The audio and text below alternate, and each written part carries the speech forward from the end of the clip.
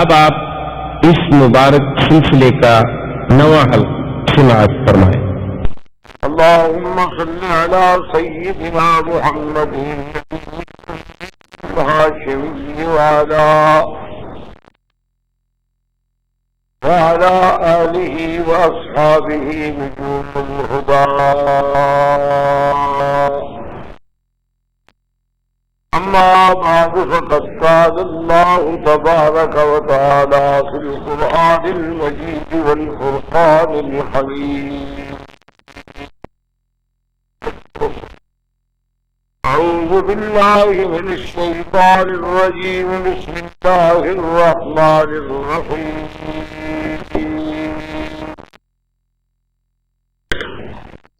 ومن يقنط منكن بالله ورسوله وتعمل صالحا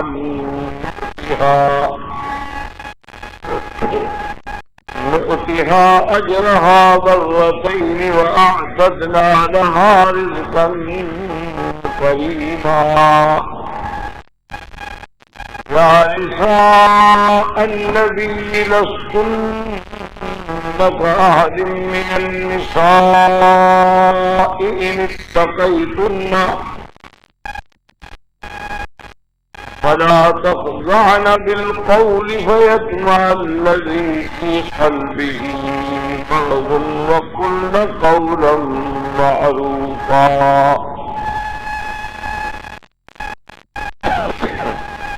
وقرن في بيوتكن ولا تبرجن تبرج الجاهلية الأولى وأقمنا الصلاة وآتينا الزكاة وأطعنا الله ورسوله إنما يريد الله ليذهب عنكم الرجس أهل البيت إنما يريد الله ليذهب عنكم الرجس أهل البيت ويطهركم تطهيرا. قال النبي صلى الله عليه وسلم: الدنيا متاع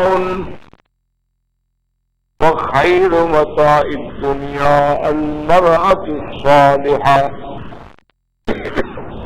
أو كما قال النبي المصطفى صلوات الله وسلام الله عليه: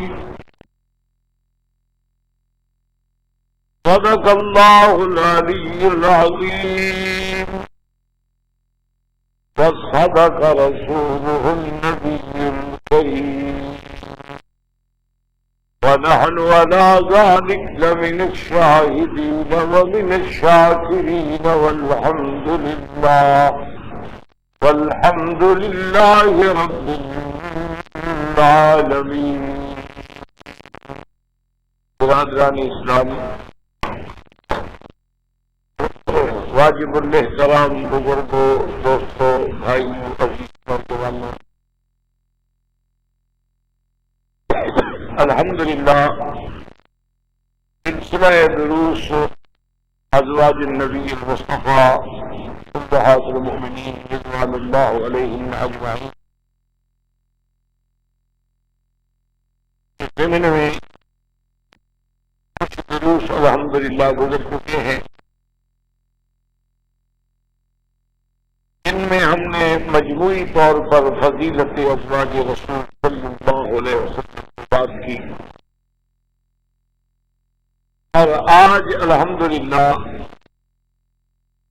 سیدہ خدیجہ الکبریٰ رضی اللہ تعالی عنہا کے ضمن میں ہم نے کچھ باتیں عرض کی۔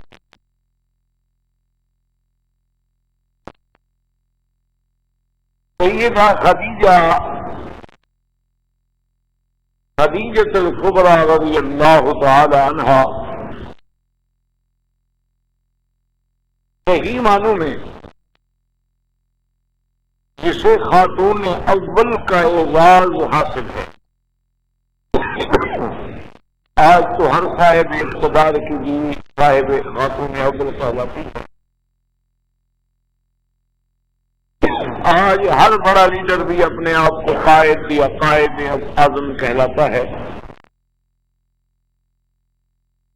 مگر نہ حقیقتاً اگر نظر ڈالی جائے بغیر کسی عصبیت کے تو خاتون اول کا لقب جو ہے وہ سیدہ خدیجہ کبریٰ رضی اللہ تعالی عنہا کو ہی دیتے ہیں،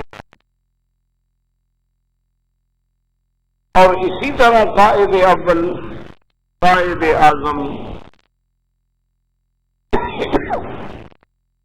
کا خطاب جو ہے وہ ہمارے آقا رحمت دو عالم سیدنا محمد مصطفیٰ صلی اللہ علیہ وسلم کو ہی دیکھ دیتا ہے، کیونکہ آپ جیسا قائد کائنات نے نہیں دیکھا۔ دنیا میں بڑے قائد پیدا ہوئے، کوئی سیاسی انقلاب کا ذریعہ بنے، کوئی معاشی انقلاب کا ذریعہ بنے، لیکن یہ صرف آمنہ کے لال کی شان ہے کہ جس نے ایک ایسا عظیم انقلاب برپا کیا کہ عقیدے میں بھی انقلاب، اعمال میں بھی انقلاب، اشکال میں بھی انقلاب، اخلاق میں بھی انقلاب، یعنی اللہ کے پیغمبر نے ضلال مبین میں گھری ہوئی قوم کو نکال کے آسمان کے ستاروں سے زیادہ روشن بنا۔ ایسی قیادت نہ کوئی کر سکا ہے اور نہ قیامت تک کر سکا۔ اسی لیے میں نے عرض کیا کہ خاتون اول کا جو اعزاز ہے، خاتون اول کہلانے کی جو مستحق ہے، یعنی اہل اسلام کے نزدیک، اہل کفر سے ہمیں کوئی اختلاف نہیں، وہ جس کو چاہیں اعزاز دیں، وہ جس کو چاہیں ٹائٹل دیں، وہ جس کو چاہیں نوازیں۔ ہم نے تو بحیثیت ایک مسلمان کے بات کرنی ہے۔ اللہ نے جو مقام سیدہ خدیجہ کبریٰ رضی اللہ تعالی عنہا کو دیا ہے کہ وہ اول مسلمۃ، سب سے پہلے اسلام لانے والی خاتون، اور محسن اسلام اور محسن سیدنا محمد مصطفیٰ صلی اللہ علیہ وآلہ آلہ واصحابہ وسلم تسلیما۔ اور اسی طرح علماء نے لکھا ہے کہ بہت ساری عورتیں دنیا میں گزری ہیں، لیکن جن کو اللہ تبارک و تعالیٰ نے فہم و ذکا عطا فرمایا تھا، جن کو اللہ تبارک و تعالیٰ نے حق کی پہچان عطا فرمائی تھی، ان میں ایک بی بی آسیہ ہے۔ بی بی آسیہ یعنی زوجہ فرعون، ان کو بھی اللہ تبارک و تعالیٰ نے بڑی عظمت دی ہے، بڑا مقام دیا ہے کہ جب انہوں نے سیدنا موسیٰ علیہ السلام کو دیکھا تو آپ تو دودھ پینے والے بچے تھے، ایک صندوق میں بند ہیں، وہ صندوق دریا کی لہروں سے، موجوں سے، اس کے بعد وہ فرعون کے گھر کی طرف جو ندی نالے جاتے ہیں ان کے ذریعے اس حوض میں پہنچی ہے جو ان کے محل کے اندر ہے، اور جب صندوق کھولی جاتی ہے تو بی بی دیکھ کے کہتے ہیں قرۃ عین لی ولد، وہ میری آنکھوں کی ٹھنڈک ہے۔ تو حضرت موسیٰ علیہ السلام کو یعنی اس شیر خارگی میں، اس دودھ پینے کی عمر میں ایک نظر ڈال کے پہچان لینا کہ اس کو کوئی نہ کوئی عظمت والا بندہ ہے، یہ پہچان جو تھی، یہ ان کا عرفان جو بولا بی بی آسیہ کا، انہوں نے ایسے حالات میں سے اندازہ لگا لیا کہ کیا اس صندوق میں اس بچے نے آنا تھا، اور پھر اس صندوق نے ہمارے گھر میں ہی آنا تھا، اس صندوق کو ہمارے ہی لوگوں نے پکڑنا تھا۔ اور پھر موسیٰ علیہ السلام کے چہرے پر، کیونکہ اللہ جنہیں اپنی نبوت و رسالت کے لیے سرفراز فرماتے ہیں تو لازمی بات ہے کہ ان کو خصائص و صفات سے بھی متفق کرتے ہیں۔ اسی لیے علماء نے فرمایا ہے کہ جس طرح بی بی آسیہ نے ایک ہی نظر میں حضرت موسیٰ علیہ السلام کو اپنی آنکھوں کی ٹھنڈک بنا لیا، اسی طرح بی بی خدیجہ کا بھی کمال ہے کہ بی بی خدیجہ رضی اللہ تعالی عنہ مسلمان نہیں ہے، حضور صلی اللہ علیہ وسلم بھی ابھی نبوت آئی نہیں ہے. حضور صلی اللہ علیہ وسلم نے اعلان نبوت نہیں کیا ہے، لیکن حضور کی صفتیں سن کر، حضور کے اخلاق حسنہ کے بارے میں سن کر، حضور کا جمال دیکھ کر، حضور کی کمالات خلقی دیکھ کر سیدہ خدیجہ نے پہچان لیا کہ یہ خاص کوئی اونچے مقام کی ذات ہے اور ان کو اللہ تبارک و تعالیٰ نے کسی مقام پہ سرفراز کرنا. اس لیے بی بی خدیجہ نے خود خواہش کی، ورنہ سیدہ خدیجہ رضی اللہ تعالیٰ عنہ بہت بڑی تاجرہ تھی، سرزمین مکہ کی بہت بڑی صاحب مال تھی اور قریش کے اصل میں تھی. یعنی سیدہ خدیجہ کا نسب نامہ جو ہے سیدہ خدیجہ بنت خویلد، اس کا نسب نامہ جو ہے قصی بن کلاب بن مرہ جا کر آگے حضور صلی اللہ علیہ وسلم کے نسب سے ملتا ہے. یعنی جیسے حضور صلی اللہ علیہ وسلم کا نسب ہے تو محمد ابن عبداللہ ابن عبد المطلب ابن ہاشم ابن مناف ابن قصی ابن کلاب، تو قصی میں جا کے بی بی سیدہ خدیجہ حضور کے نسب میں ملتی، اس کا نسب بھی اسی قصی سے آتا ہے.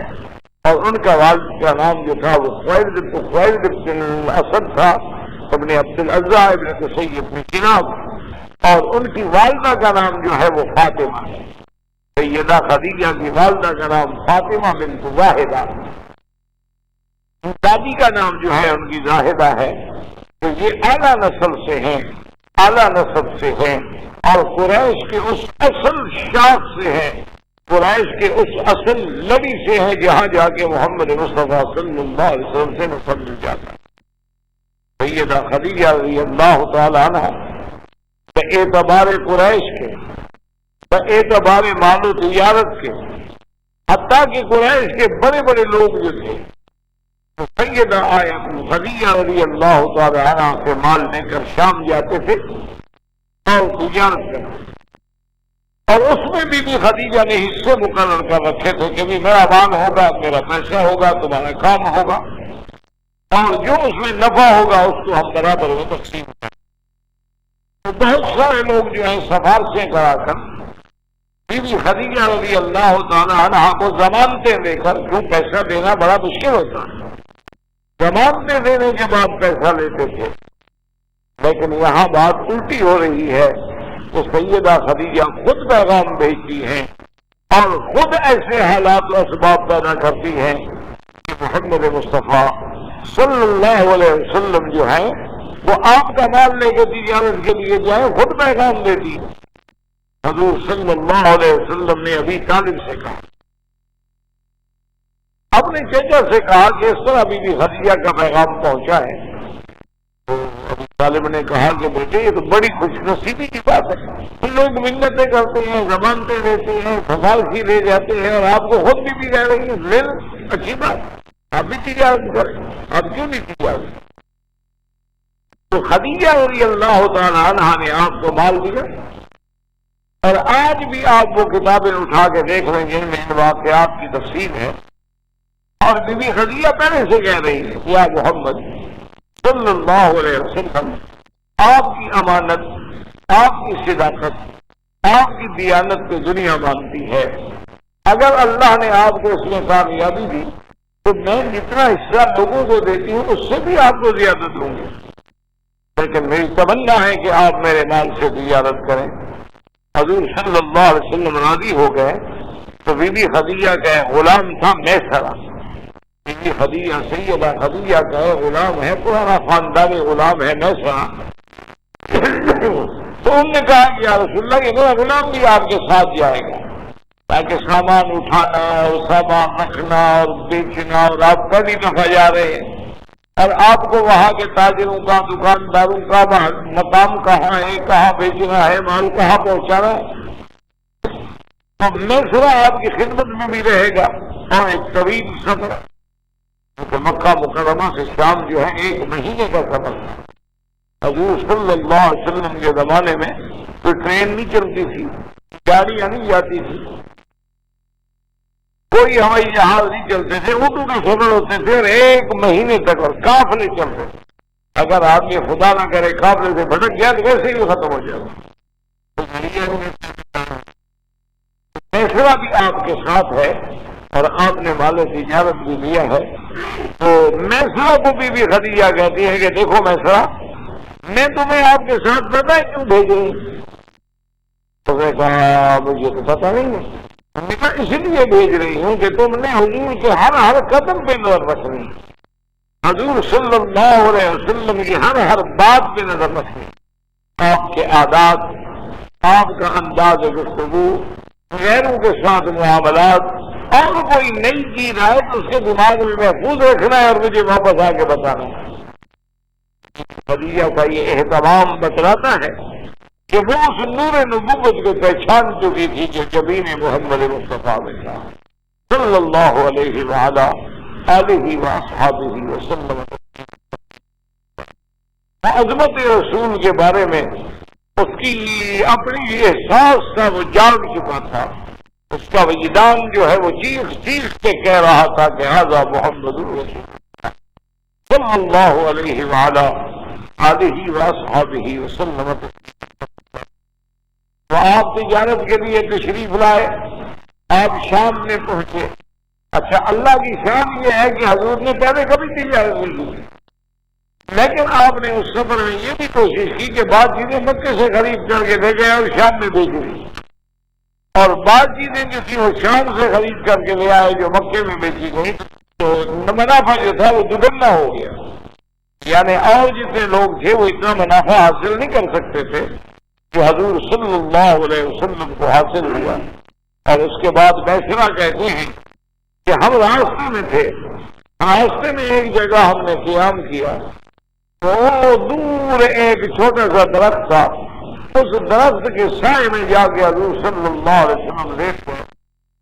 اس علاقے کا جو راہب تھا، یعنی جو عیسائیوں کے بادی تھے وہ راہب کہلاتے تھے، احبار کہلاتے تھے، رہبان کہلاتے تھے. تو میسرا کہتے ہیں کہ وہ راہب میرے پاس ہے اور کہنے لگا کہ میں انتا کون ہوں؟ میں نے کہا میں غلام ہوں. کس کے غلام ہوں؟ میں نے کہا سیدہ خدیجہ کا غلام ہوں. کہنے لگے اس درخت کے نیچے کون سویا ہے؟ تو میں نے کہا تھا محمد بن عبداللہ، ان کا نام محمد ہے اور عبداللہ کے بیٹے ہیں، عبد المطلب کے پوتے ہیں. انہوں نے کہا کہ میسرا بات یہ ہے کہ واللہ لا یجلس ولا ینام تحت هذه الشجرة الا نبی. ہم نے یہ دیکھا ہے اور اپنی کتابوں میں بھی پڑھا ہے، اس درخت کے سائے میں آ کے کوئی نہیں بیٹھتا مگر جو نبی ہوتا ہے. معلوم ہوتا ہے کہ یہ بندہ بھی نبی، معلوم ہوتا ہے. ہمیں تو پتہ نہیں، آپ نے تو کوئی اعلان نبوت نہیں کیا، قرآن نہ کریں، لیکن ہماری کتابیں یہ کہتی ہیں، ہماری کتابوں کی علامات یہ کہتی ہیں. اب حضور صلی اللہ علیہ وعلا آلہ واصحابہ وسلم تسلیما کثیرا کامیاب سفر سے واپس لوٹے، اور میسرا نے ایک ایک پل کی بیوی خدیجہ کو رپورٹ دی، حضور کی صداقت کی، حضور کی دیانت کی، حضور کی امانت کی، انداز تجارت کی، انداز اخلاق کی. تو بیوی خدیجہ کے دل کو اور یقین ہو گیا ان ھذا لہ شأن، اس کے لیے لازماً کوئی مقام عظمت ہے. اور بعض روایات میں آتا ہے جیسے الاستیاب والے نے، اسی طرح الاسادہ والے نے، اسی طرح اور بھی کتابیں ہیں. کیونکہ خدا کی قدرت ہے کہ انبیاء کی محبت، انبیاء کی عظمت، انبیاء کی شان جو ہے وہ اللہ تبارک و تعالی ذرا آدمی کو تفکر ہو، تدبر ہو تو بندے کو سمجھ آ جاتی ہے. اسی لیے جیسے کہتے ہیں نا کہ بی بی بنت مریم بنت شعیب نے حضرت موسیٰ علیہ السلام کو پہچانا تھا، حالانکہ وہ بی بی تو نہیں جانتی تھی کہ کون آدمی ہے، لیکن اپنے ابا سے کہا تھا کہ اس آدمی کو اگر اپنے پاس رکھ لیں تو بہت اچھا رہے گا، یہ قوی بھی ہے، یہ امین بھی ہے. انہوں نے بھی موسیٰ علیہ السلام کی امانت کو پہچانا. اسی طرح خدیجہ نے بھی امانت محمد مصطفیٰ صلی اللہ علیہ وسلم کو پہچان لیا. بعض روایات میں آتا ہے کہ یہ سارے واقعات خدیجہ جا کے برقہ ابن نوفل کو بھی سناتی تھی. برقہ ابن نوفل جو ہے رشتے دار ہیں بی بی خدیجہ.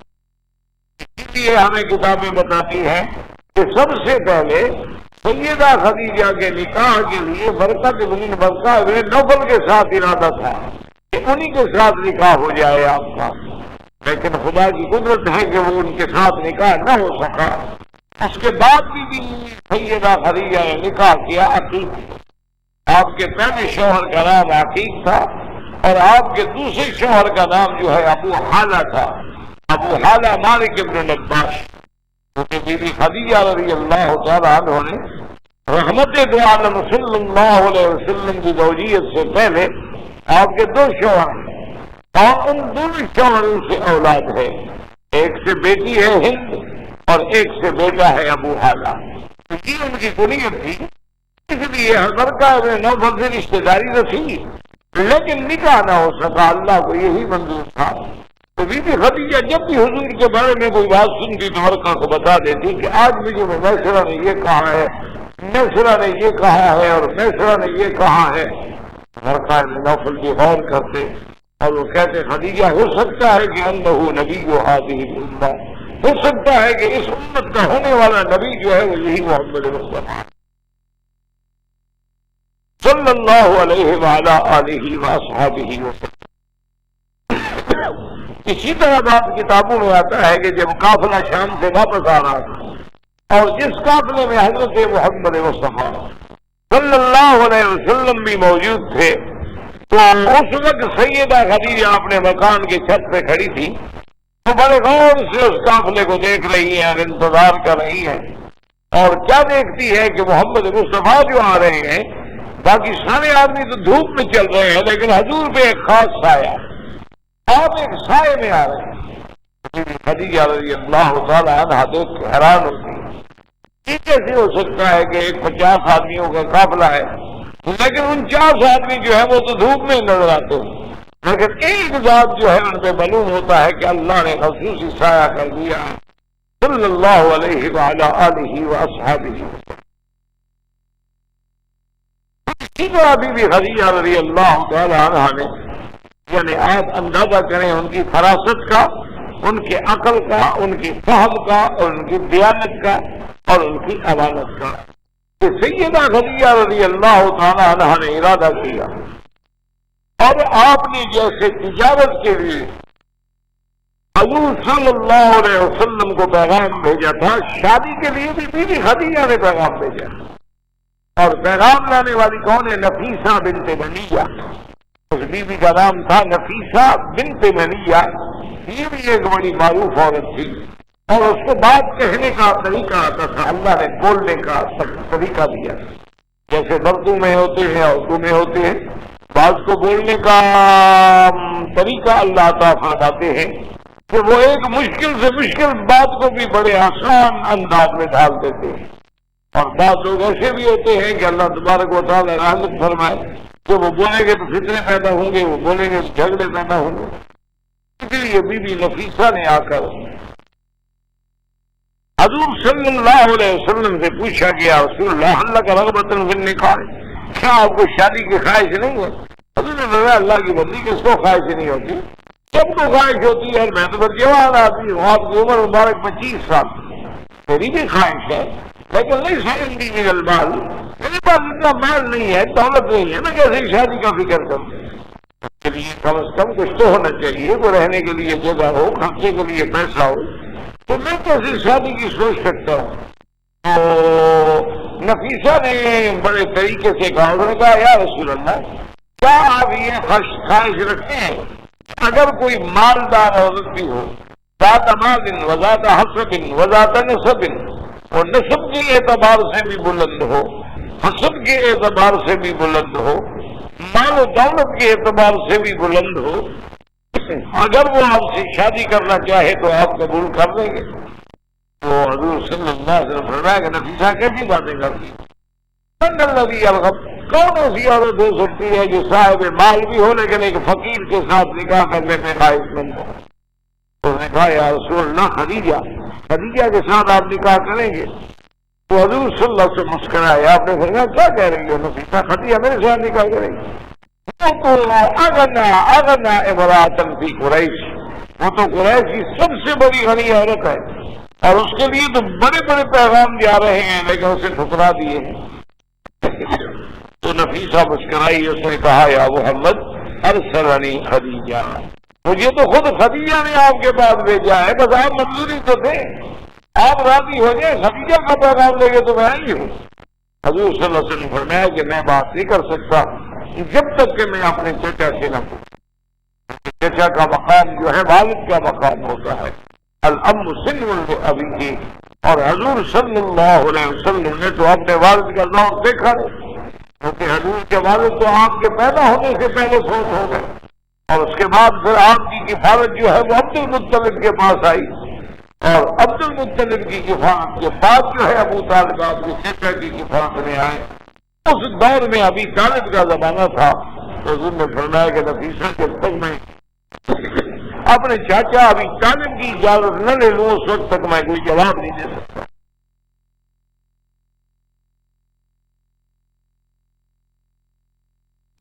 حضور صلی اللہ علیہ وسلم نے اپنے چاچا ابی طالب سے کہا کہ ہاں کرنا یا امی۔ اسی طرح نفیسہ آئی تھی، اس نے کہا کہ یا محمد اگر خدیجہ رغبان ہے، اگر خدیجہ جیسی عورت تمہارے ساتھ شادی کرنا چاہتی ہے، اس سے بڑی خیر کیا ہوگی، اس سے بڑی بھلائی کیا ہوگی، اور خیر البر عاجلہ، بھلائی کے کام میں دیر نہیں کرتے، چلو ہم چلتے ہیں، ابھی چلتے ہیں۔ تو آپ کے نکاح کے لیے جانے والوں میں ایک ابی طالب ہے اور دوسرے سیدنا حمزہ ہے، کیونکہ وہ حمزہ ابن عبد المطلب ہو، یہ آپ کے صلی اللہ علیہ وسلم کی چچا، تو حضرت حمزہ اور ابی طالب آئے، اور انہوں نے آ کے والیان سیدہ خدیجہ سے اور سیدہ خدیجہ سے بات کی، تو خدیجہ نے کہا کہ ہاں میں راضی ہوں۔ تو تاریخ مقرر ہوئی اور نکاح کا پیغام ہوا، اور نکاح کا خطبہ پڑھنے والا جو ہے وہ ابی طالب حضور کا چچا۔ اسی سے معلوم ہوتا ہے کہ مشرکین مکہ باوجود مشرک ہونے، باوجود بت پرست ہونے کے، لیکن ان کے ہاں بھی جیسے حج بھی تھا، عمرہ بھی تھا، نکاح بھی تھا، اور نکاح کے لیے بھی وہی شرائط تھے کہ باقاعدہ خطبہ ہو، باقاعدہ گواہ ہو، باقاعدہ حق المہر ہو۔ اسی لیے تو حضور صلی اللہ علیہ وسلم نے جب لوگ اسلام میں آئے، اگر میاں بیوی مسلمان ہو گئے تو حضور نے اسی نکاح کو برقرار رکھا کہ وہ نکاح بھی تو اسی طریقے سے ہوا ہے جو ہمارے یہاں۔ ابی طالب بھی تیار ہوئے اور سیدنا حمزہ بھی تیار ہوئے، اور بیوی خدیجہ کو بھی کہہ دیا گیا، تو بیوی خدیجہ کی جانب سے ان کے چچا جو ہیں عمر ابن الاسود جو ہے وہ ان کے چچا تھے، وہ آئے، اور ورقۃ ابن نوفل آئے جو کہ یہ رشتے دار۔ تو ابی طالب نے کھڑے ہو کے جب خطبہ پڑھا تو وہ خطبہ جو ہے ایک عظیم خطبہ ہے، ایک تاریخی خطبہ ہے، اور اس کے اندر جو الفاظ ہیں، اس کے اندر جو جملے ہیں، اس کے اندر جو معانی کے دریا بہ رہے ہیں، آدمی حیران ہو جاتا ہے کہ ابی طالب کے پاس کتنی بلاغت تھی اور فصاحت تھی۔ حتیٰ کہ اس میں وہ یہ بھی کہتا ہے، وہ کہتا ہے کہ حاضرین، آج اگر مکہ مکرمہ کے نوجوان عموماً اور قریش کے نوجوان خصوصاً ملا کے وزن کیا جائے میرے مدنی محمد مصطفیٰ سے، تو حضور کے وزن کا کوئی مقابلہ نہیں کر سکتا، نہ عقل میں کر سکتا ہے، نہ جمال میں کر سکتا ہے، نہ کمال میں کر سکتا ہے، نہ صداقت میں کر سکتا ہے، نہ زہد میں کر سکتا ہے، نہ ورع میں کر سکتا ہے، نہ تقوی میں کر سکتا ہے۔ وَأَنَّهُ رَغِبَ فِي خَدِیجَہ، اور میرے مدنی محمد مصطفیٰ کی رغبت ہے خدیجہ سے نکاح کرنے میں۔ وَهِيَ رَاغِبَةٌ فِي رَسُولِ اللَّهِ، اور بیوی خدیجہ جو ہے وہ بھی راغب ہے، ان کی بھی خواہش ہے۔ تو اس طرح نکاح پڑھا گیا، اور آگے جا کے دو روایات، بعض روایات میں ہے کہ 20 اونٹ جو تھے نا، نوجوان یعنی بچے نہیں بلکہ پورے کامل اپنی عمر کو پہنچنے والے 20 اونٹ جو تھے وہ حق المہر مقرر کی گئی، اور بعض روایات میں ہے کہ 500 درہم جو تھا وہ حق المہر معین۔ اور یہ بھی ہو سکتا ہے کہ اس وقت اس زمانے میں 20 اونٹوں کی قیمت 500 درہم بنتی ہو، تو لہذا بعض لوگوں نے اس قیمت کو ذکر کر لیا اور بعض لوگوں نے اونٹوں کو ذکر کر لیا۔ اور اسی طرح کتابوں میں یہ بھی آتا ہے کہ سیدہ خدیجہ نے کہا کہ آج میری خوشی کا زمانہ ہے کہ آج میرا نکاح ہوا ہے محمد الرسول اللہ سے، اور میں یہ چاہتی ہوں کہ حق المہر میں جتنے اونٹ ہیں یہ سب ذبح کر کے کھلا دیے گئے لوگ، تاکہ یہ ایک قسم کی خوشی کی طرف سے ہمارے لیے ہو جائے، تو تمام لوگوں میں وہ تقسیم ہو جائے۔ اور بعض علماء نے فرمایا کہ 500 درہم حق المہر مقرر ہوئی، اور سیدہ خدیجہ رضی اللہ تعالی عنہا اب جو ہے وہ ازواج النبی میں شامل ہوئی، امہات المومنین میں شامل ہوئی، اور سب سے پہلی مسلمہ، سب سے پہلی محسنہ، اور صرف محسنہ محمد مصطفیٰ علیہ السلام، محسنہ دین اسلام ہے سیدہ خدیجہ رضی اللہ عنہا۔ اس طرح روایات میں آتا ہے کہ حضور صلی اللہ علیہ وسلم بڑے غمگین بی بی خدیجہ کے گھر میں، بی بی خدیجہ کا گھر جو ہے نا مکے میں تھا، بی بی خدیجہ کا گھر جو ہے یہ آپ یوں اندازہ کریں کہ جب آپ لوگ مروہ سے نکلیں گے چھتی ہوئی بازار کی طرف آپ جب جاتے ہیں تو 100 قدم جانے کے بعد جب آپ دائیں ہاتھ میں مڑیں گے تو یہاں بیٹھے خدیجہ رضی اللہ تعالیٰ، سیدہ خدیجہ رضی اللہ تعالیٰ عنہا کا گھر، اور یہ گھر پورے مکے میں عظمت والا گھر تھا جس میں زندگی گزاری محمد مصطفیٰ نے، اور جس میں حضور کی ساری اولاد پیدا ہوئی، آپ کے بیٹے پیدا ہوئے، آپ کی بیٹیاں پیدا ہوئی۔ اس گھر کو اللہ نے ایک بہت بڑا شرف دیا۔ اچھا، اللہ کی شان یہ ہے کہ بعد میں یہی وہ گھر ہے جس کو عقیل ابن ابی طالب نے، یعنی ابی طالب کے بیٹے حضرت علی کے بھائی ہیں عقیل، تو انہوں نے وہ گھر جو ہے خرید لیا تھا۔ اچھا، اس کے بعد خدا کی شان ہے کہ دور چلتا رہا، پھر سیدنا معاویہ رضی اللہ تعالی عنہ کا دور جب آیا تو انہوں نے پھر اس گھر کو خریدا، اور خریدنے کے بعد وہاں ایک مسجد بنا دی۔ حضرت معاویہ رضی اللہ تعالی عنہ نے اس گھر کو خریدا اور ایک مسجد بنا دی تاکہ ہمیشہ کے لیے وہ یادگار رہے۔ لیکن بہرحال اب وہ گھر جو ہے تقریباً حرم جدید جب ہوا ہے تو اب وہ گھر جو ہے سارا تقریباً حرم شریف کے حدود کے اندر آ چکا ہے اور داخل ہو گیا ہے۔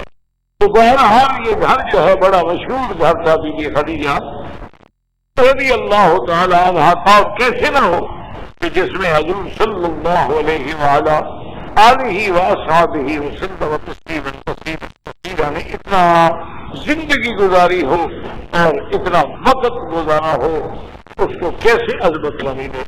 تو بی بی خدیجہ رضی اللہ تعالی عنہا کے بارے میں آتا ہے کہ دخل رسول اللہ صلی اللہ علیہ وسلم فی بیتہ حزینا، حضور صلی اللہ علیہ وسلم اپنے گھر میں داخل ہوئے لیکن بڑے غمگین۔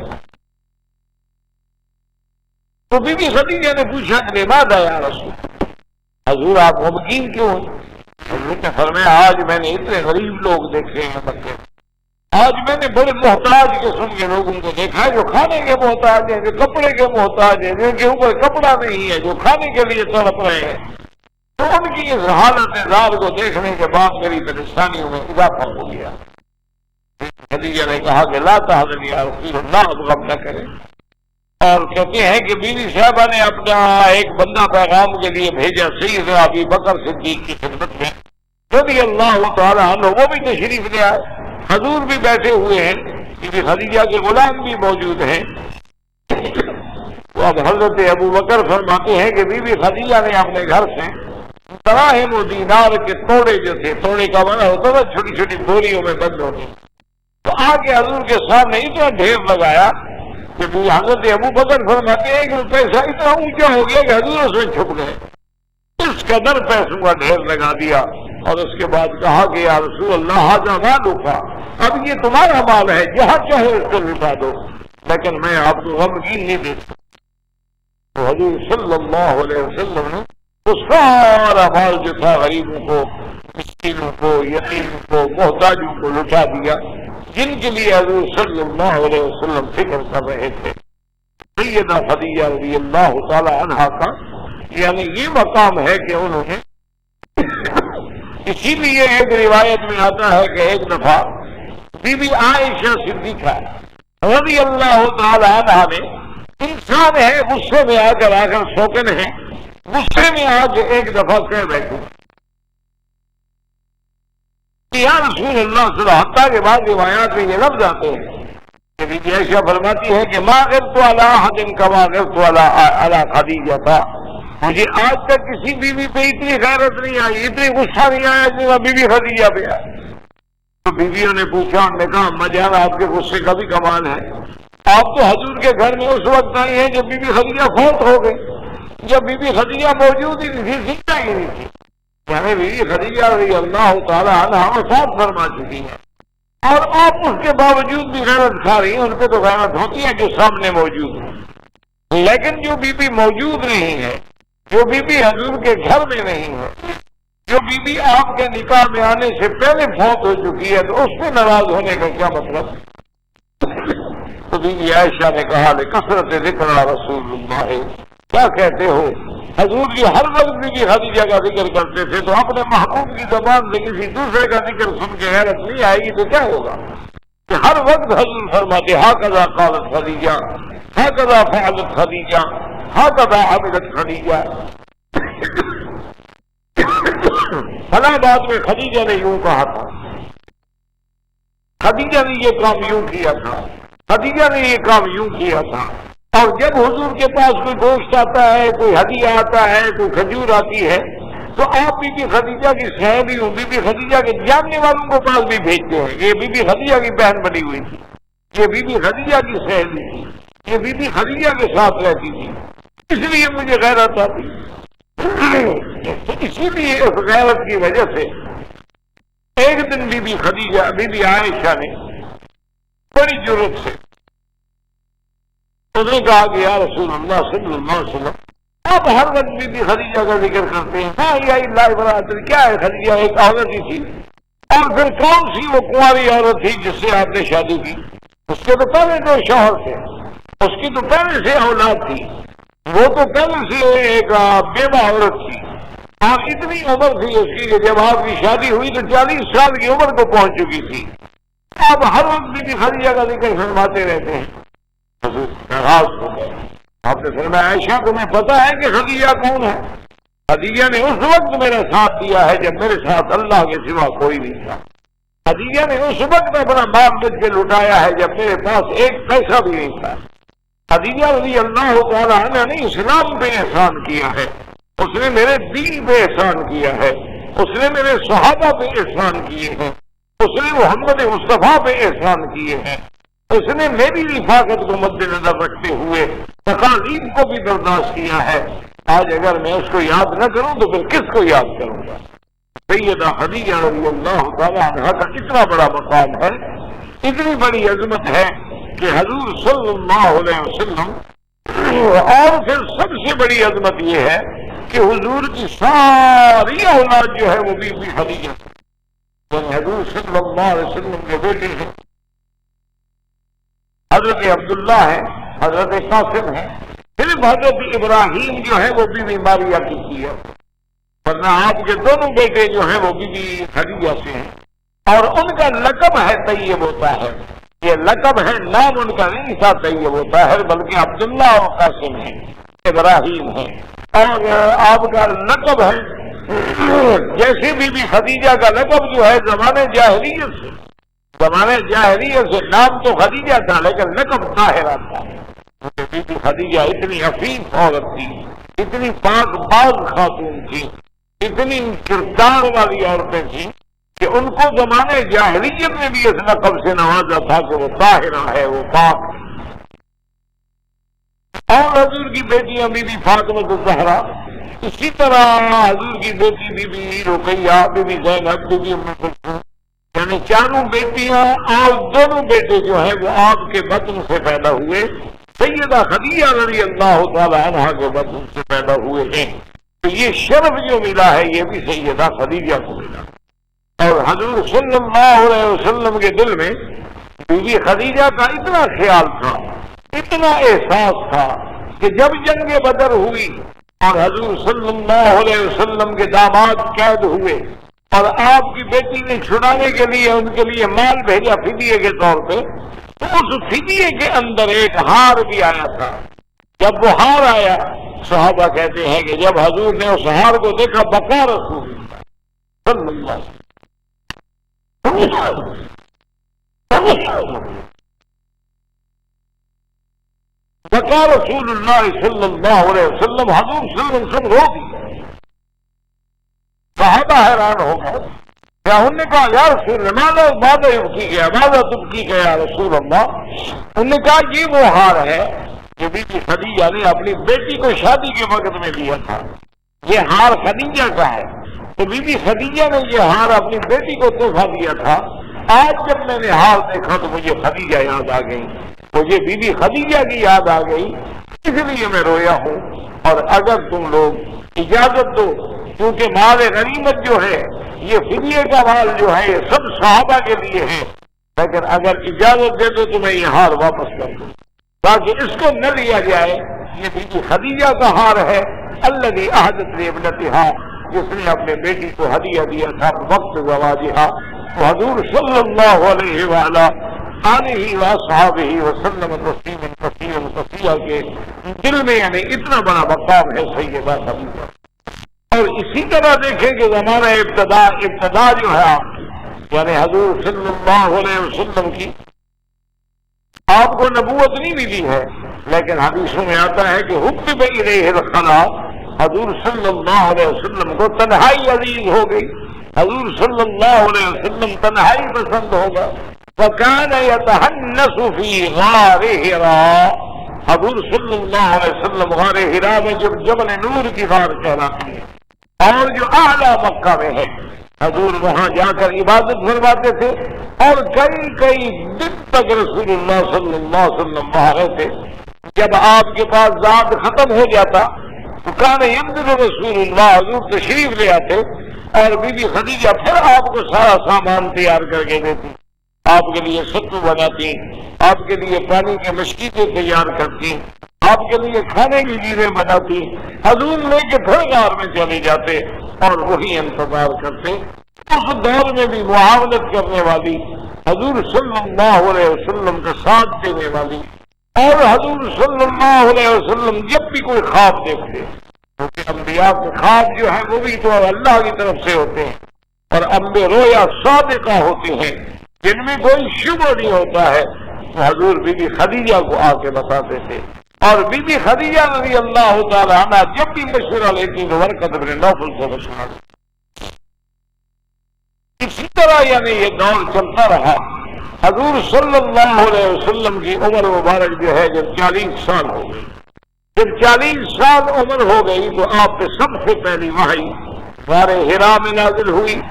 جبریل آئے، انہوں نے آ کے قرآن مقدس کی یہ 5 آیتیں جو سورت اعلیٰ میں ہیں، اقرأ باسم ربک الذی خلق، خلق الانسان من علق، اقرأ وربک الاکرم الذی علم بالقلم، علم الانسان ما لم یعلم. یہ 5 آیتیں نازل ہوئی اور وحی کے نزول کا واقعہ الحمدللہ اب سیرت النبی میں پڑھ چکے ہیں. حضور صلی اللہ علیہ وسلم کی طبیعت پہ ایک اثر ہو گیا، کیونکہ جبریل کیا لکھا، جبریل جو ہے وہ نوری فرشتہ ہے، حضور صلی اللہ علیہ وسلم جو ہے سید البشر ہے، تو نوری رسول کا اور نوری اور بشری رسول کا لقاء اور اللہ کے قرآن کا نزول اور شکل وحی کے اثرات جو ہے تو حضور صلی اللہ علیہ وسلم میں کب کبھی تاری ہے. اور آپ سیدھا اس غار سے اترنے کے بعد سیدھا سیدہ خدیجہ کے گھر میں آتے ہیں اور فرماتے ہیں زمبی نوری مجھ پہ کپڑا ڈال دو. حضور کانپ رہے ہیں. بی بی خدیجہ پوچھتی ہیں، حضور صلی اللہ علیہ وسلم ساری تفصیل بتاتے ہیں کہ کس طرح ایک آدمی آیا، اس نے کس طرح مجھ سے کہا کہ یہ پڑھو اور میں نے کہا کہ ما انا بقارئ، پھر کس طرح اس نے مجھے سینے سے لگایا.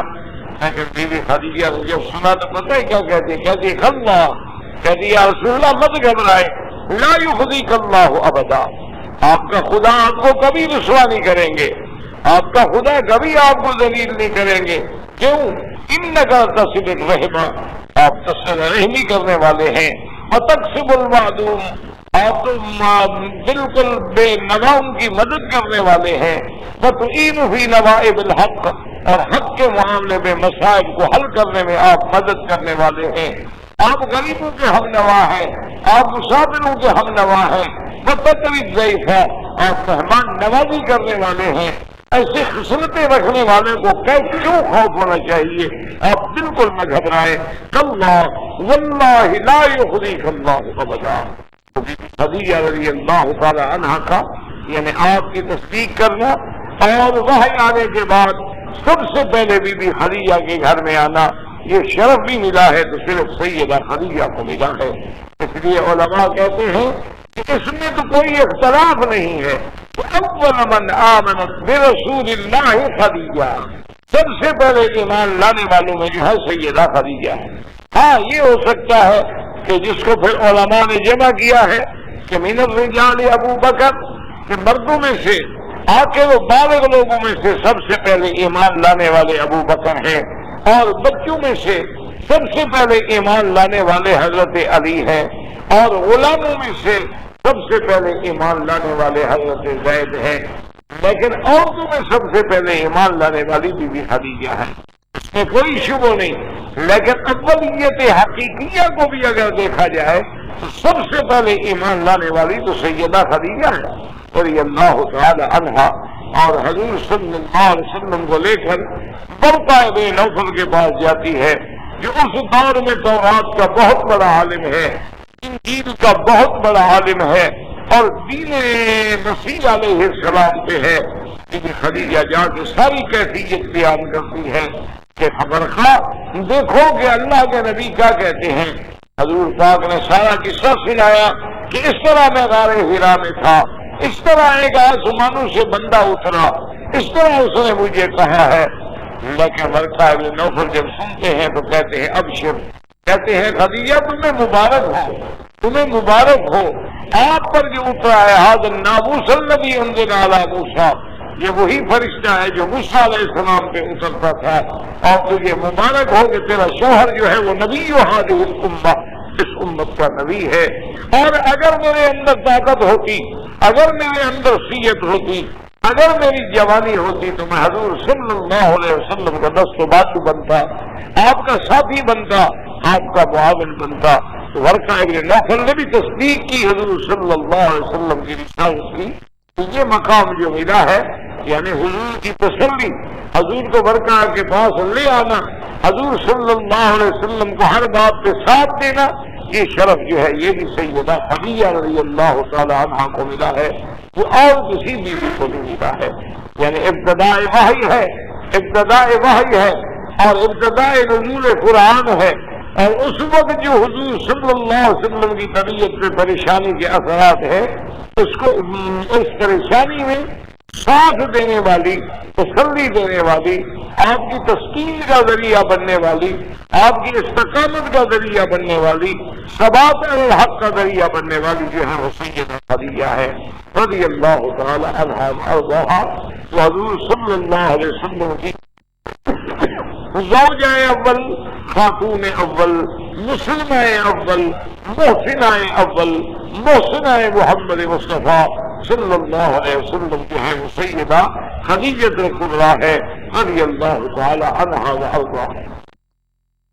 اور اسی طرح دیکھیں گے یہ نہیں کہ صرف سیدہ خدیجہ نے اپنی دولت کے ساتھ وقت گزارا ہے, بلکہ حضور صلی اللہ علیہ وسلم کے خلاف جب دشمنوں نے مقاطعہ کیا, جب حضور صلی اللہ علیہ وسلم کے خلاف قریش نے ایک معاہدہ لکھا اور متفق ہوئے قریش کے سارے سردار, آج ہم مقاطعہ کرتے ہیں محمد مصطفیٰ سے اور بنو ہاشم سے, بنو عبد المطلب سے مقاطعہ کرتے ہیں کہ حضور کے ساتھ نہ کوئی بات کرے, نہ حضور کے ساتھ بنو ہاشم سے کوئی رشتہ لے نہ رشتہ دے, نہ ان کو کوئی مال بیچے, نہ ان کے پاس کوئی امداد کا مال بھیجے.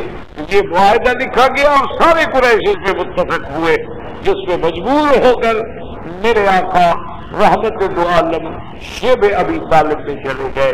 اصل میں یہ شیب بنو ہاشم بھی کہلاتا ہے اور شیب ابی طالب بھی کہلاتا ہے. آج بھی جب آپ جاتے ہیں شیب عامر کی طرف, اس سے پہلے کا علاقہ جو ہے وہ شیب ابی طالب ہے. وہ شیب بنو ہاشم بھی کہلاتا ہے اور شیب ابی طالب بھی کہلاتا ہے. تو حضور صلی اللہ علیہ وسلم جب اس مقاطعہ کی زندگی میں آپ شیب ابی طالب میں گئے ہیں تو بی بی خدیجہ ساتھ گئی. بی بی خدیجہ رضی اللہ تعالی عنہا نے کہا کہ یا رسول اللہ میں تمہارے ساتھ ہوں.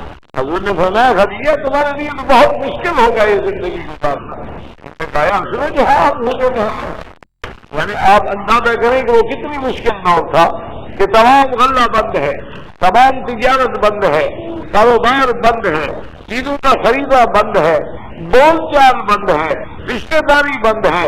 اللہ کے نبی اس علاقے میں محصور ہو کے بیٹھے ہیں. خدیجہ سیدنا رضی اللہ تعالیٰ عنہا. اچھا خدا کی شان دیکھیے, یہ مسودہ یہ معاہدہ جو ہے نا حضور کے خلاف, یہ جس نے لکھا تھا اس کا نام تھا منصور ابن اکرمہ.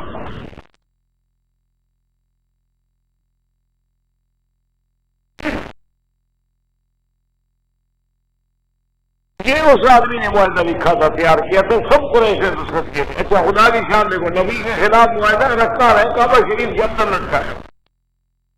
اللہ کے نبی کے خلاف معاہدہ ہے لیکن اس کو لٹکایا کہاں رہے, کعبہ شریف کے اندر رکھا ہے. لکھنے والا کون تھا؟ منصور ابن اکرمہ.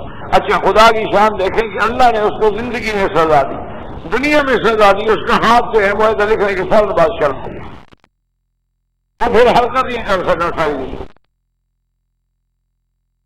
یہ تو اللہ کے نبی کی شان ہوتی ہے نا, اللہ اپنے نبی کی حفاظت کرتے ہیں. اچھا اسی طرح حافظ علامہ ابن حجر اسقلانی اپنی ایک کتاب ہے الدرر الکامنہ, اس کتاب کا نام, ان میں ایک عجیب واقعہ لکھا. یہ ہلاکو خاں کے زمانے کا واقعہ ہے. یہ ہلاکو خاں کا دور تھا تو بڑے بڑے وزراء, بڑے بڑے عمراء اور بڑے بڑے گورنر اور بڑے بڑے سپاہ سالار میٹنگ میں جمع تھے. اتفاق سے ذکر چلا تو ایک آدمی بدبخت نے کھڑے ہو کے حضور کی شان میں گستاخی, حضور صلی اللہ علیہ وسلم کی شان میں توہین آمیز کلمات کہے. جب اس نے توہین آمیز کلمات کہے تو ایک کتا جو ہے شکاری کتا تھا وہ دور بندہ ہوا. اچھا خدا کی شان دیکھیں کہ جب اس نے گستاخی یہ شان رسالت کی, رحمت دو عالم کی شان میں گستاخی کی, تو اس کتے نے وہاں سے رستہ توڑایا اور آگے کے پڑا ہے گستاخی کرنے والے سے. تو لوگوں نے پکڑ لیا. خیر بہت سارے لوگ تھے, انہوں نے کتے کو بھی پکڑ لیا, اس سے چھڑا لیا, لیکن اسے کاٹ تو لیا, لیکن انہوں نے اس کو پکڑ لیا. تو بعد نے کہا یار ابھی تم یہ باتیں نہ کرو, معلوم ہوتا ہے یہ بات کرنے کی وجہ سے تم کر سکتا. چھوڑو بھائی, میں اگر حضور صلی اللہ علیہ وسلم کی شان میں ایسی باتیں کرنا, کتے کو کیا بتایا بلا. اصل میں چونکہ ہاتھوں سے حرکت کر رہا تھا, اشارے کر رہا تھا, کتا اس میں بگڑا ہے, ورنہ اس کو کیا ہے کہ میں نبی کی توہین کر رہا ہوں. لہٰذا میں کیوں باز آ جاؤں. وہ پھر بکواس شروع کر دی, اس نے حضور کی توہین کی. تو اب جناب اس کتے کو نے باندھا ہوا تھا, اس نے رسہ توڑایا اور ایسے طریقے سے چھپتے چھپتے چھپتے اس نے پیچھے سے آگے ایسے جمپ کیا کہ آج سیدھا اس کی گردن کو پکڑا, اور اس وقت چھوڑا جب وہ مر گیا. اس کی گردن پہ ایسے اس نے آگے اپنے جناب پنجے گاڑے اور اپنا اس کو آ کے اس کو اپنے منہ میں لیا کہ سارے لوگ چھڑاتے رہے, اس کو مارتے رہے, لکڑیاں مارتے رہے, سوٹیاں مارتے رہے, لیکن اس وقت چھوڑا جب وہ مر گیا. ایک کتے کے دل میں بھی اتنا ہوتا ہے کہ گستاخ رسول سے وہ بھی بدلا دیتا. اور یہ تو حدیث میں موجود ہے نا کہ ابو لہب کے بیٹے کو کس نے ہلاک کیا, جنگل کے شیر نے. اور حضور نے یہی دعا کی تھی کہ اللہ مسلط علیہ قلبا من کلاب, یا اللہ اس پر جنگل کے کتوں میں سے کسی کتے کو مسلط. تو اس لیے علماء نے لکھا ہے کہ وہ منصور ابن اکرمہ جو تھا جس نے حضور کے خلاف یہ معاہدہ لکھا تھا, اللہ تبارک و تعالی نے اس کو دنیا میں سزا دے دی. فوراً معاہدہ لکھنے کے فوراً بعد اس کے ہاتھ جو تھے وہ شل ہو گئے, اور ساری زندگی وہ شل رہے تھے, ہاتھ بھر کر نہیں لے سکا وہ ساری. اچھا اب معاہدے کی حالت یہ تھی کہ کوئی آدمی جناب کھانا بھی نہ بھیجے, سامان بھی نہ بھیجے. ایک دفعہ حکیم حزام ابن حکیم نے, انہوں نے چوری چوری جو تھا نا کچھ چیزیں بھیجی تاکہ حضور صلی اللہ علیہ وسلم کو پہنچ جائے. تو ابو جہل بدبخت کو بند کر, ابو جہل عرصے میں آ گیا, اس نے آج حکیم نے حزام کو پکڑ لیا, اس نے کہا تم نے معاہدے کی خلاف ورزی کی, کیوں تم نے مال بھیجا ہے. اس نے کہا وہ جہاد کرو. بی بی خدیجہ میری پھوپھی ہے, بی بی خدیجہ الکبریٰ رضی اللہ تعالیٰ میری پھوپھی ہے, ہم لوگ یہاں عیش کریں، کھانے کھائیں اور جو مرضی ہے استعمال کریں، اور میری پھوپھی جو ہے وہ ایک ایک دانے کے لیے محتاج ہے، تو مجھے شرم آتی ہے نا۔ لیکن ابھی جان نے کہا نہیں، تم نے معاہدہ کیوں توڑا؟ اسی اسنا میں ابو البختری ایک کافر تھا، وہ بھی کافر تھا، وہ آیا اور اس نے کہا ابو جہل تمہیں حیا نہیں آتی؟ یار یہ بی بی خدیجہ کا رشتے دار ہے، اپنی پھوپھی کے لیے بھیج رہا ہے، حضور کے لیے تو نہیں بھیج رہا ہے نا۔ اس نے کہا فائدہ تو پھر حضور کو ہوگا نا۔ لیکن ابو البختری نے غصے میں آ کر ایک جانور کی ہڈی پڑی تھی، وہ ہڈی اٹھائی اور ابو جہل کے سر میں ماری اور سر پھاڑ دیا ابو جہل۔ اچھا تم اتنا ظالم ہو گئے ہو کہ اب عورتوں کو بھی کھانا کھانے کے لیے کوئی چیز پہنچانے کے لیے منع کرتے ہو؟ تم چھوٹے چھوٹے بچے ہیں وہاں، اور بنو ہاشم کی اولاد ہیں، چھوٹے معصوم بچے ہیں جو بلک رہے ہیں، جو تڑپ رہے ہیں، اور تم اس پابندیوں پر کھڑے ہو۔ اب ابو البختری نے کہا کہ دیکھو ایسے کام نہیں بنے گا، ہم دیکھتے ہیں کہ کون کون ہمارا ساتھ دیتا ہے۔ وہاں شام ابن عامر، اسی طرح زبیر، اسی طرح ابو البختری، اسی طرح حکیم ابن حزام، اور چند لوگ ملے کہ کسی طرح اب اس معاہدے کو ہم ختم کریں۔ انہوں نے ابی طالب سے بات کی۔ ابی طالب نے ایک دن حضور سے کہا، یا رسول اللہ، یا محمد صلی اللہ علیہ وسلم، میں کہوں شراب خوش ہو جائے کہ اب معاہدے کے خلاف کچھ ان لوگوں میں بھی بندے کھڑے ہو گئے ہیں۔ حضور نے فرمایا چاچا کیا کہتے ہیں، وہ معاہدہ تو ویسے ہی ختم ہو چکا ہے۔ وہ معاہدہ جو ہے نا اللہ نے اس کو ویسے ہی مٹا دیا، وہ تو ویسے ہی ختم ہو چکا ہے، وہ تو خواب کا طالب ظلم کر رہے ہیں۔ ابو طالب نے کہا اچھا؟ انہوں نے کہا ہاں، تو بھی سارے حرم میں آئے۔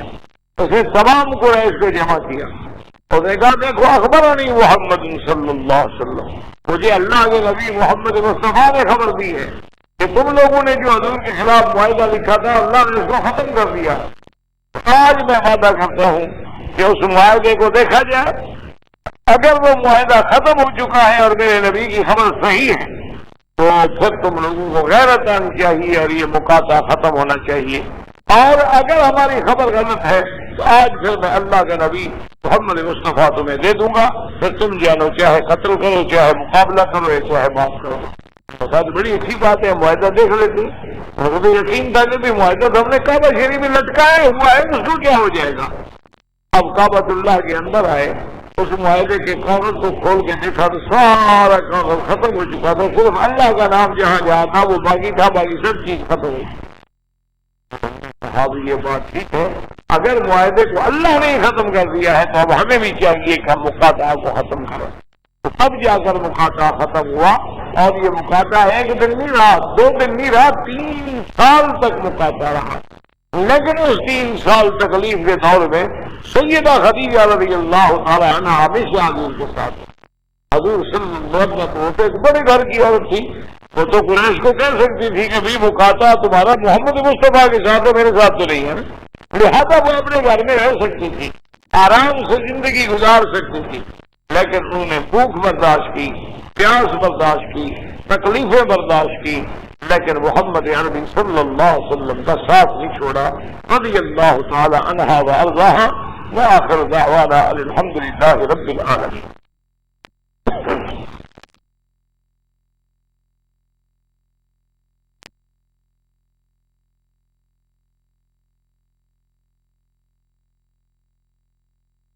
کہتے جی کہ میں اپنی گھر والی کو حج کرانے کا ارادہ رکھتا ہوں، لیکن مسئلہ یہ ہے کہ اس کا اپنا کوئی مرد حج کے لیے تیار نہیں ہے، تو کسی اور آدمی کے ساتھ میری بیوی آ سکتی ہے؟ نہیں، اگر عورت جوان ہے تو کسی غیر مرد کے ساتھ وہ سفر وہ عورتوں کے ساتھ سفر کر سکتی ہے۔ اس کا آسان حل یہ ہے کہ آپ خود چڑھ جائیں، اس کو لیں، اگر آپ نے اس کو حج کرانا ہے، جہاں اور قربانی دیں گے وہاں اپنی ٹکٹ کی بھی قربانی دیں گے، آپ خود جائیں، ان کو اپنے ساتھ لے کے آئیں، کیونکہ اسلام نے عورت کو بغیر محرم کے سفر کرنے سے منع کیا ہے، حتیٰ کہ اتنی سختی ہے کہ اگر عورت کو محرم نہ ملے تو حج چھوڑ دے۔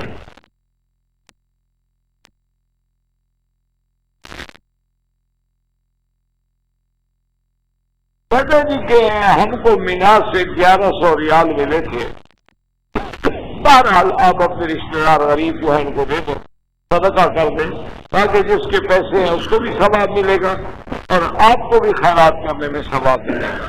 اگر مالک معلوم ہے تو پیسے واپس کریں، اگر مالک معلوم نہیں ہے تو پھر خیرات کرنا ہے۔ طہارت کے غسل کا طریقہ یہ ہے کہ جب آدمی نے غسل جنابت کرنا ہو یا عورت نے غسل حیض کرنا ہے تو پہلے اپنے بدن کو صاف کریں، اچھی طرح استنجا کریں، تمام بدن کو نیچے سے دھوئیں، اس کے بعد جیسے نماز کا وضو کرتے ہیں اسی طرح وضو کریں۔ وضو کرنے کے بعد جو ہے سر سے لے کر پاؤں تک کوئی ایک ذرے کے برابر بھی جگہ خالی نہ ہو جہاں تک پانی نہ پہنچتا ہے، تو سارے بدن پہ پانی ڈالیں اور پہلے وضو کریں، اور جس طرح وضو میں آپ کلی کرتے ہیں ناک میں پانی دیتے ہیں اسی طرح پورا وضو کر کے پھر پانی بہائیں سارے بدن، مرد ہو یا عورت ہو۔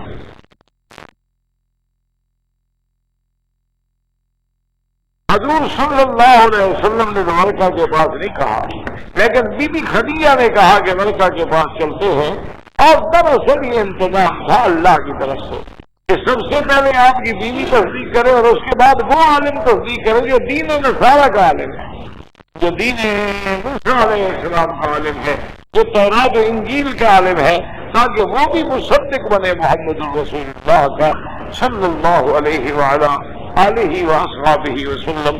اور اللہ کے قرآن میں جو پیشین گوئی آئی ہے کہ جو حضرت عیسیٰ علیہ السلام نے کہا تھا مبشرا برسول یاتی من بعد اسمہ احمد، کہ میں آپ لوگوں کو خوشخبری دیتا ہوں کہ میرے بعد آنے والا ایک نبی آئے گا جس کا نام احمد ہوگا۔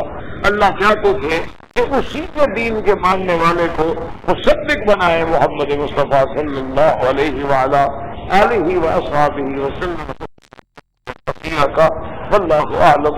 ربنا تقبل منا انك انت السميع العليم وتب علينا انك انت التواب الرحيم۔ اللهم فرج هم المهمومين وفرج كرب المكروبين واقض الدين عن المدينين واشفنا واشف مرضانا ومرضى المسلمين۔ صلى الله تعالى على خير خلقه سيدنا محمد وعلى آله وصحبه أجمعين۔